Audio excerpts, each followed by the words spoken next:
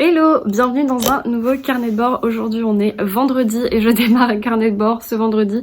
Je suis désolée, en tout cas si vous voyez, j'ai un bonnet sur la tête, un bonnet qui dit quand même amour des livres, donc tout va bien. Je viens de faire un unboxing dans le précédent carnet de bord où j'ai reçu ce merveilleux bonnet de la marque Muse que je remercie encore 1000 fois. C'était simplement pour introduire ce carnet de bord et vous dire que je commence une nouvelle lecture ce soir, donc je vous montre ça tout à l'heure et à toutes.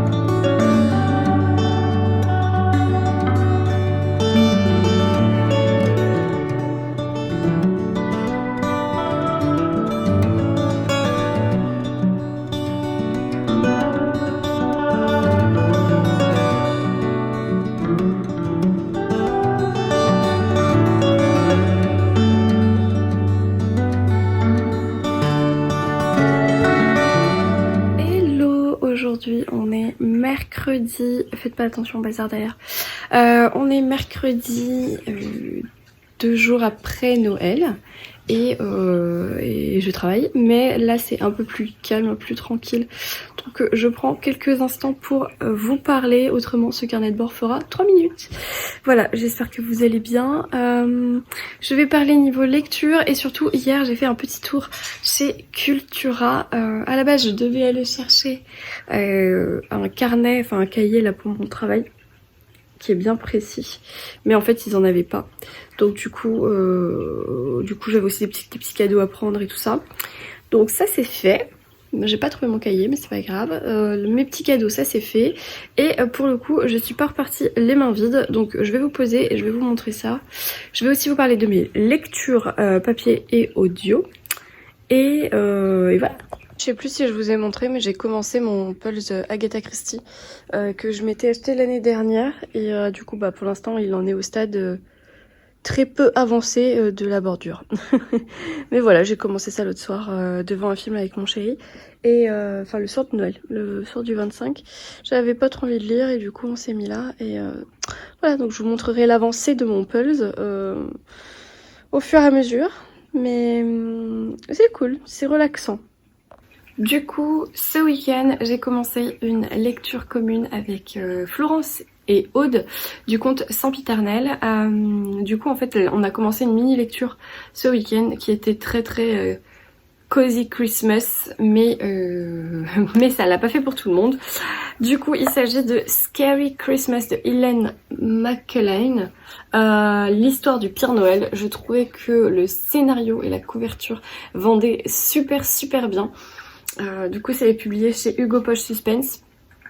J'aime trop, j'avais adoré le résumé. C'était un livre qu'on avait vu toutes les trois, qu'on l'avait vu à Bruxelles au salon du livre, et à l'Iris Noir. Et du coup il n'y avait pas beaucoup d'exemplaires, donc entre temps je l'avais acheté, etc. Comme vous voyez, j'en suis là. Le livre fait 230 pages, un truc comme ça. Donc vraiment, je suis page 80.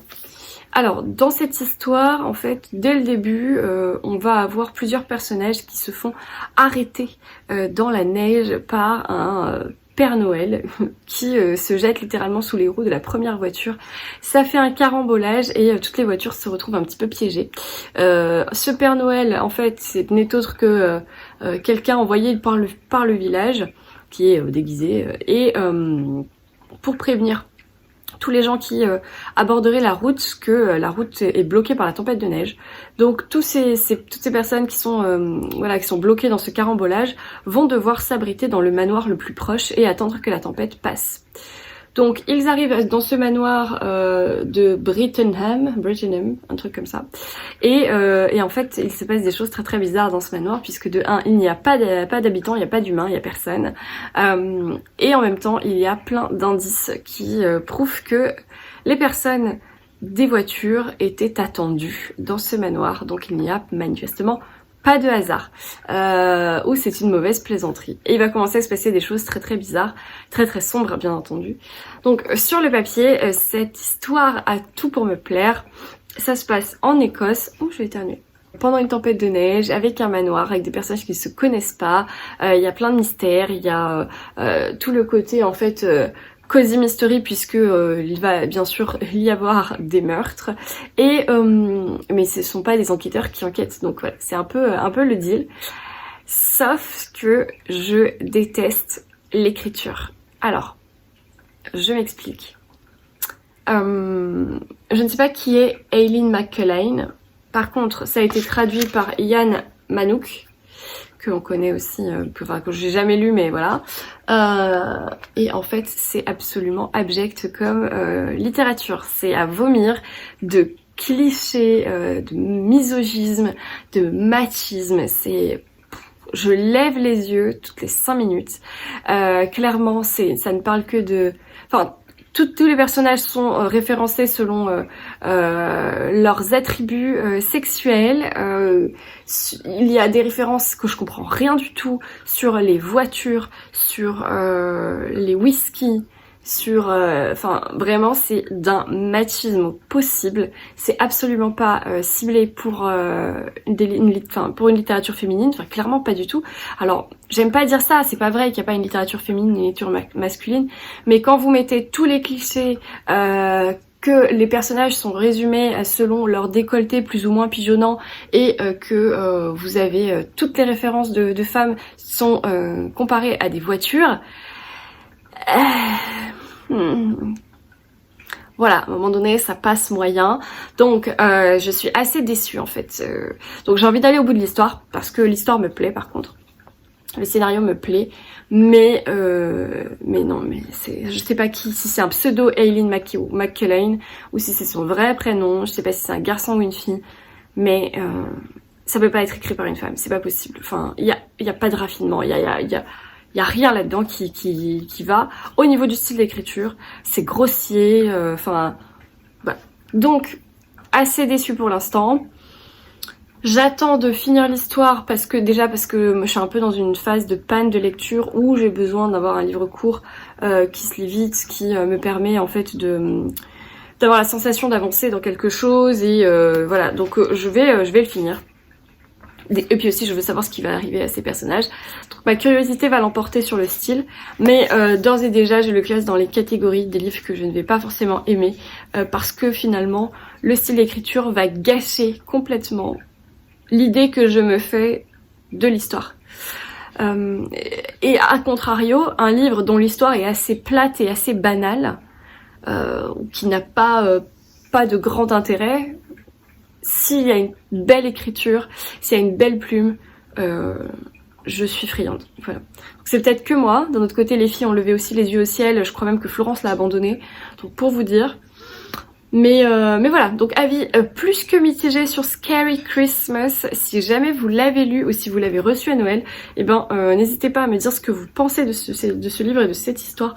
Je suis assez curieuse d'avoir vos avis. Est-ce que ça vous a choqué, ou est-ce que c'est que moi que ça a choqué? Voilà, je serais assez curieuse. Mais en tout cas voilà, l'édition elle est cool par contre. Donc niveau lecture papier, je suis là-dedans et... là-dedans toujours, mais ça vous savez c'est ma lecture en anglais. Donc c'est le Highland Christmas de MC Beaton sur la saga de Hamish Macbeth. Je suis toujours page 40, alors c'est écrit très gros etc, mais comme vous le savez je suis une tortue de la lecture en anglais.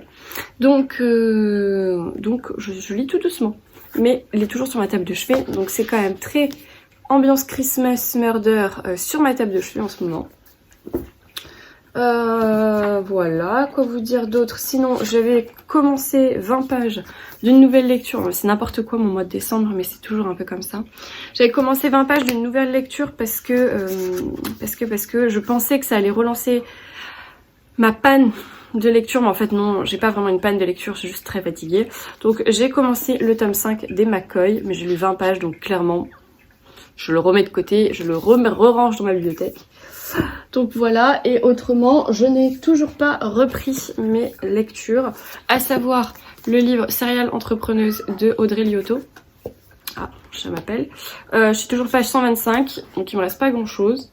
Mais voilà, c'est un livre de business, entrepreneuriat. Donc encore une fois, c'est pas non plus de la littérature divertissante, plutôt donc quelque chose que j'aime bien étudier ou lire en conscience.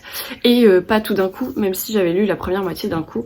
Là, j'avoue que du coup, on arrive sur la fin de sa carrière. Et donc, il reste pas grand chose. Je pourrais peut-être les finir aujourd'hui.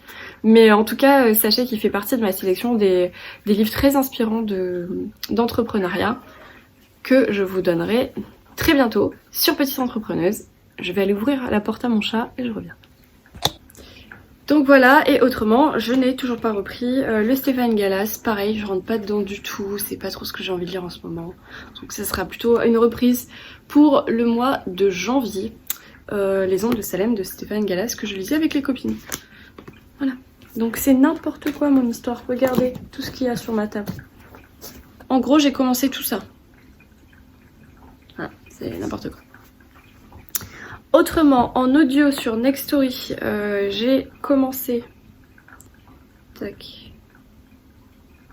J'ai commencé, vous le savez, Sous un ciel étoilé de Clarisse Sabar. Donc la version Nextory et la version papier. Je viens de me rendre compte en faisant le montage de mon carnet de bord de cette semaine qu'en fait je lis les choses pas du tout dans l'ordre, puisque je vous ai dit que sur Nextory je lisais Sous un ciel étoilé de Clarisse Sabar. C'est bien le tome 4 de la série de Valno, enfin du village de Valno, et en fait je pensais que c'est celui que j'avais dans ma pile à lire, et en fait pas du tout, j'ai celui juste avant qui s'appelle Et nous danserons sous les flocons. Et bien sûr, ça parle de la sœur de mon personnage principal dans Sous un ciel étoilé. Donc du coup, je suis très embêtée parce que ça me spoil en fait le tome précédent. Donc ce que je viens de faire, c'est que je viens de voir si Sous un ciel étoilé... si le tome 3, donc Et nous danserons sous les flocons, était disponible sur Nextory. Malheureusement, il ne l'est pas. Donc je viens de le prendre sur Audible. Donc voilà. Je viens de le mettre tac, sur Audible, donc celui-ci, c'est le tome précédent, c'est le tome 3 qui est sorti en 2020, et je reprendrai sur Nextory juste après. Du coup je vais enchaîner les deux, mais c'est pas grave, c'est tout cosy. Je m'enchaînerai Sous un ciel étoilé, sauf que Sous un ciel étoilé, eh bien je ne l'ai pas. Je n'ai pas le livre papier dans ma bibliothèque, donc du coup je vais le rajouter à ma wishlist. Mais voilà, donc en fait je viens de faire le montage en vous parlant d'un livre, et je me rends compte que je vous montre le mauvais livre. Et là, je vois et je me dis, c'est pas du tout ça. Le résumé, c'est pas ça. Enfin voilà, il y a rien qui colle. Donc du coup, je me rends compte que c'est pas le bon livre dont je vous parle. Donc c'est pas grave. Donc du coup, en audio, eh bien, j'ai sur Audible le tome 3. Et nous danserons sous les flocons, qui parle de Valentine, la grande sœur de Chloé qui est dans le tome 4, Sous un ciel étoilé. Alors c'est pas grave, j'ai écouté à peu près 20-25%. Rien n'a été vraiment spoilé. En plus ce personnage on le voit pas trop pour l'instant, donc tout va bien. Tout va pour le mieux. Donc je me rattrape de suite avec le bon livre audio. Et entre temps aussi, du coup, j'ai reçu un colis dans ma boîte aux lettres, donc je pense que je vais l'ouvrir dans ce carnet de bord et je rajouterai le petit moment au montage. D'ailleurs, j'ai un chat assistant hors pair juste ici, donc je vais faire un petit unboxing et rajouter ce moment au montage. Comme ça, vous avez toutes les infos, mais voilà, je me fatigue parce que j'ai dit n'importe quoi sur ma vidéo d'avant. Donc bien sûr, vous le voyez pas parce que je l'ai coupé. Mais c'est n'importe quoi, trop drôle. De Noël. Donc ça c'est mes lectures en cours papier et audio. Et autrement, hier, j'ai été assez sage, je n'ai acheté qu'un livre pour moi. À Cultura, parce que hier je suis passée à Cultura, j'ai souhaité les vœux aux copines aussi, et tout et tout. Et du coup, j'ai acheté qu'un livre qui est un livre de business, encore une fois. Vous savez que je suis un peu dans ma période business, donc voilà. Donc du coup, j'ai pris Innover avec succès de la review de Harvard Business. Donc les références Harvard Business Review France. Innover avec succès, développer sa créativité et donner vie à ses idées. Donc voilà, c'est pour m'inspirer et repartir sur des bonnes bases pour 2024. Donc c'est entre le livre et le magazine, enfin, je sais pas comment vous dire. Alors ça vaut quand même 20 €, hein, donc c'est plus pour moi un livre. C'est pas un magazine dans le sens où il y a pas de pub quoi, c'est vraiment comme un livre d'études business. Donc pour moi, mais c'est rangé au rayon magazine, j'imagine par le format un peu souple, un peu grand. Voilà, c'est un format magazine, mais c'en est pas un. Voilà, c'est plus un livre avec donc du coup un sommaire, des chapitres, voilà, une étude vraiment de l'innovation. Voilà, donc ça c'est ce que j'ai acheté hier avec entre autres des petits cadeaux, mais qui sont pas pour moi. Hein, voilà, j'ai acheté des cadeaux un peu pour tout le monde. J'ai un peu craqué aussi. Voilà, et sinon je viens d'y penser, j'ai un unboxing à faire. Puisque j'ai reçu un petit paquet de la part des éditions Albin Michel et je pense que ce sont les Cozy Mystery qui viennent de sortir de MC Beaton dans sa saga. Enfin, je dis ça mais... Non, c'est ça. Dans sa saga, la saison des débutantes. Oui, tome 5 et 6. Yes. Alors, je suis à la bourre, il faut que je me dépêche. Je pense que il m'en manque 2. Bah oui, j'ai lu le 1 et le 2, il me manque 3 et 4. Donc du coup, le tome 5 de la saison des débutantes, c'est Maria la Divine. Ça me fait trop rire, j'aime trop cette saga, elle est tellement drôle. En plus, je sais pas vous, mais on a enfin une date pour la sortie de la nouvelle saison des Bridgerton sur Netflix. Du coup, j'ai très envie de me mettre dans la littérature un peu régence à la MC Beaton. Donc voilà, Maria la Divine. Et ensuite, là c'est le tome 6, c'est Harriet la Discrète. Ouais. La Discrète, pas l'air très discrète la dame là. Entre orgueil et préjugés, bienvenue dans la saison des débutantes. Bon, c'est un peu pompeux, mais c'est vrai que c'est agréable. Donc cette saga, vous le savez ou pas, c'est donc deux sœurs Amy et Aphie Tribble qui sont ruinées, qui font partie de la haute société et qui sont ruinées. Ça se passe donc bien sûr pendant la Régence en Angleterre. Et pour faire face à l'infortune, elles vont mettre en place des cours de remaniement pour jeunes filles. Et donc elles vont proposer leurs services aux parents légèrement désespérés qui croient que leurs filles sont des cas et qu'elles n'arriveront jamais à se trouver un bon mari dans la société. Et donc elles laissent ces jeunes filles entre les mains des sœurs Tribble. Et c'est très très cocasse. C'est très drôle, moi j'aime beaucoup. Évidemment les sœurs Tribble, il leur arrive plein de trucs. Elles ont un neveu véreux, enfin elles ont plein de soucis et des choses comme ça qui leur sont propres. Et donc c'est assez drôle. C'est léger, ça se lit bien, voilà, ça fait 200 pages. C'est pas vraiment du cozy mystery, hein, on est plus dans le cozy, comment on pourrait appeler ça, cozy comédie, ouais. C'est plutôt un cozy comédie historique. Voilà, c'est pas un mystery parce qu'il n'y a pas de cadavre, il n'y a pas de mort dans cette saga. C'est ça qui est chouette. C'est un peu comme les chroniques, comment ça s'appelait, les chroniques de Bond Street. Voilà, c'est un peu la même chose. Donc les chroniques de Bond Street, j'avais un peu moins accroché parce que je trouvais qu'il y avait beaucoup de personnages et tout ça. Mais là j'aime bien. Voilà, donc merci beaucoup à Albin Michel du coup pour la réception de ces deux petits nouveaux qui vont rentrer dans ma pile à lire. Voilà, je crois qu'on a fait le tour pour aujourd'hui, pour moi. Je regarde autour de moi, mais ça je vous les ai déjà montrés. Et voilà. C'est donc parti pour un unboxing rajouté à ce carnet de bord. J'ai reçu aujourd'hui donc un paquet dans ma boîte aux lettres Je ne sais pas de qui ça vient, je suis désolée pour le bruit, c'est mon ordi qui charge. Donc j'ouvre ça avec vous. C'est un gros bébé. Ah, ah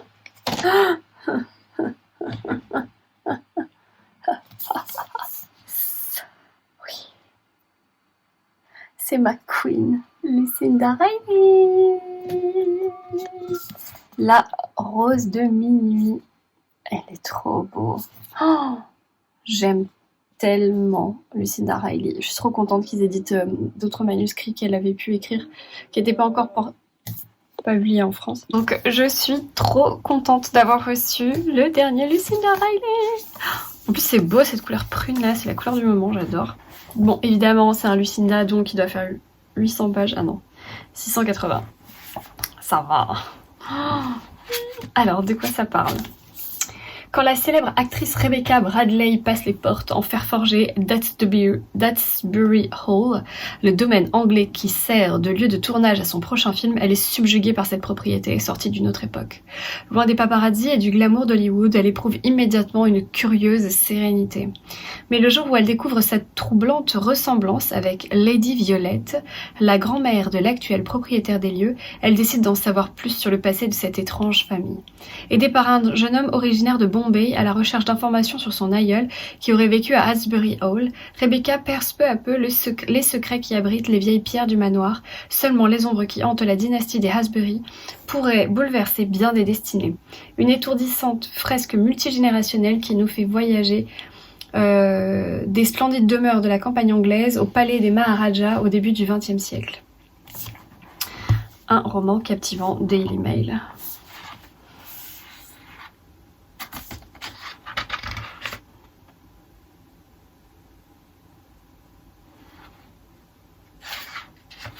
Oh là là, c'est bon. J'ai trop envie de le lire. J'aime tellement Lucinda. Mais il m'en manque un. Je crois que le domaine de l'héritière, je l'ai pas dans ma palle. Parce que je l'ai pas lu et je le vois pas et je l'ai pas. Les 7 sœurs, bien sûr, j'ai tout lu. Et ouais, celui-là, je crois pas que je l'ai. Donc je suis trop contente. Donc voilà, nouveau bébé qui rentre dans ma pile à lire. Il m'en reste donc 3 à lire, 3 ou 4. Maintenant, j'ai commencé à accumuler les derniers. J'ai dans les anciens, j'ai La jeune fille sur la falaise que j'ai toujours pas lu. J'ai Le domaine de l'héritière que je n'ai pas. J'ai Le mystère de Fleet House et du coup celui-ci. Je sais pas si j'en oublie pas. Il doit bien avoir la liste. Hein. Alors, La jeune fille sur la falaise, voilà, c'était son premier, je l'ai pas lu, mais je l'ai. La belle italienne, j'ai lu. L'ange de Marshman Hall, La lettre d'amour interdite, Le secret d'Helena, La chambre aux papillons, La maison de l'orchidée, j'ai lu. Le domaine de l'héritière, j'ai pas lu. Les mystères de Fleet House, j'ai pas lu. Toutes les sœurs, j'ai lu. Et donc La rose de minuit, j'ai pas lu. Donc du coup ça m'en fait 4 non lus de Lucinda Riley. Et c'est trop bien. C'est trop bien parce que du coup comme malheureusement elle nous a quittés l'année dernière, eh bien j'ai encore des petits bébés qui m'attendent dans ma pile à lire. Je suis trop contente. Donc merci beaucoup à Charleston de continuer à m'envoyer les bébés de Lucinda Riley. Voilà, sachant que moi j'ai été lectrice Charleston en 2018, ça commence à faire loin. Et ils pourraient arrêter de me les envoyer, mais non. Donc je suis trop contente.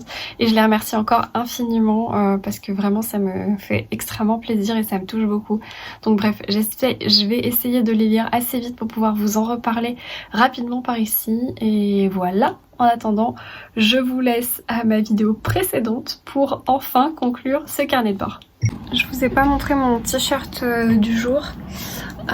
Du coup, j'avais un petit gilet par-dessus, donc c'est pour ça que j'ai pas remonté les manches. Mais j'ai mon t-shirt Muse qui dit Dear Santa, give me a book for Christmas. Voilà. Donc c'était mon t-shirt Muse du jour et par-dessus j'avais un petit gilet rouge et ça faisait très Noël, voilà, donc je l'adore, il est trop cool. Tac TikTok. Et si jamais vous voulez faire un cadeau ou utiliser des sous que vous avez reçus à Noël sur le site de Muse, vous avez mon code dans la barre d'infos, c'est je crois petite lectrice en majuscule avec bien le tiré du 8 et vous avez une réduction dessus. Alors je sais plus à quelle hauteur, si c'est 10 ou 15%. Il me semble que c'est 15%, mais c'est toujours ça de gagner. Donc si jamais vous avez envie de vous laisser tenter par ce t-shirt, un autre ou encore le bonnet que je portais tout à l'heure, eh bien vous pouvez aller voir ça et utiliser ce code-là, ça fera toujours plaisir. Je vais m'arrêter là. J'espère que vous avez passé un bon Noël, que vous avez bien été gâtés par le Papa Noël. Bien sûr, papa. J'espère que vous avez bien été gâtés pour Noël, que vous avez passé un bon moment en famille, que le Père Noël vous a bien gâtés. Oui, parce que c'est toujours le Père Noël qui nous gâte, sachez-le, ce ne sont pas nos parents, ni nos proches. Donc j'espère que le Père Noël ne vous a pas oublié. Pour ma part, le Père Noël m'a amené une enveloppe. Le Père Noël n'a pas été très original cette année, mais c'est très très bien. Et puis j'ai reçu des petites choses de mes copines Bookstagram, donc vous l'avez vu dans le précédent carnet de bord notamment, avec l'arrivage des livres de Steph de Une souris et des livres, voilà, donc des petites choses comme ça, des petites merveilles de mes copines Booksta. Et puis on a aussi différents Secret Santa qui arrivent. Donc moi en fait j'ai reçu plus de cadeaux en janvier qu'en décembre, mais je suis toujours très reconnaissante et surtout j'ai passé un excellent moment en famille, que ce soit le 24 ou le 25. On a très bien mangé, mais franchement j'étais super fière de moi parce que je n'ai pas fait d'excès. Donc la digestion était plutôt limpide, donc ça c'était cool. Donc voilà, donc non, on n'a pas fait d'excès, on a très bien mangé. Il y avait beaucoup de fruits de mer, j'adore les fruits de mer. Donc j'ai passé un très bon moment. On était un peu sur un Noël où on a regardé les photos de mariage en famille, où on a regardé le film du mariage tous ensemble, on s'est tous mis à pleurer, à revivre toutes ces émotions, à parler voilà des belles choses de la vie. Donc c'était un Noël assez agréable. Surtout que bah du coup c'est la première année où on a fait un Noël en mêlant nos deux familles, donc la famille de mon mari et mon père qui était présent aussi.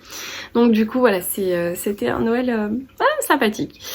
Voilà, donc moi je vais vous laisser ici. Il faut aussi que j'aille déjà de 1 me préparer parce que je ne peux pas rester en chemise de nuit, non, en peignoir. C'est pas un peignoir, c'est une robe de chambre.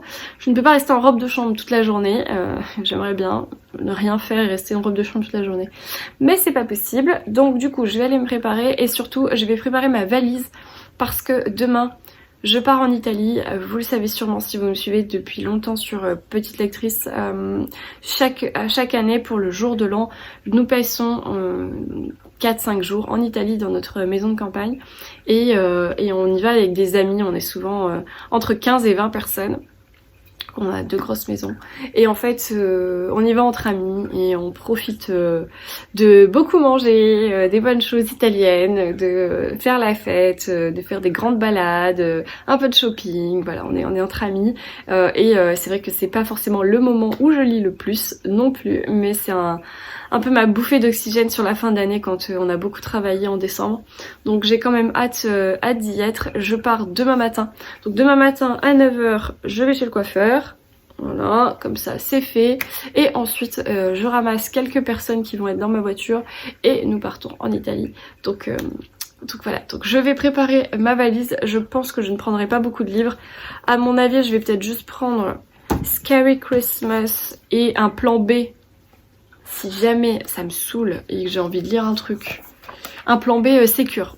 Du style... les détectives du Yorkshire, voilà.